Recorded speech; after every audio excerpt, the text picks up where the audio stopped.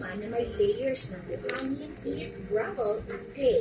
Sa panahon ng ani, binabaha ang cranberry fields upang mapadali ang pag-aani. Ito ay tinatawag na wet harvesting. Ang mga cranberry kasi ay may maliliit na air pocket sa loob. Ay lumulutang sila kapag napalubog sa tubig.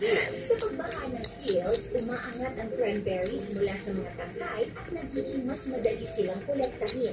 Bukod roon, mas madali rin nilang naihiwalay ang mga cranberries sa tangkay gamit ang mga water wheels, feeder machines o picking machines. Ang mga makinaryang ito ay umiikot at hinahampas ang mga cranberry bushes para mapitas at lumutang ang mga prutas sa ibabaw.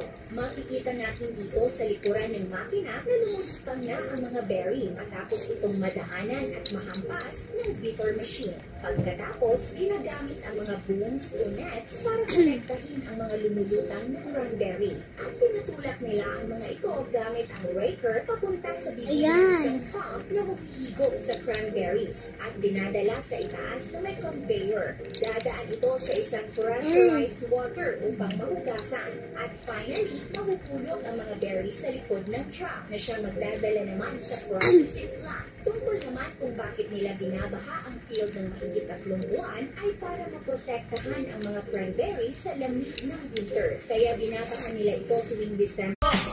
Don't you want me like I want to, baby? Don't you leave me, I need you now.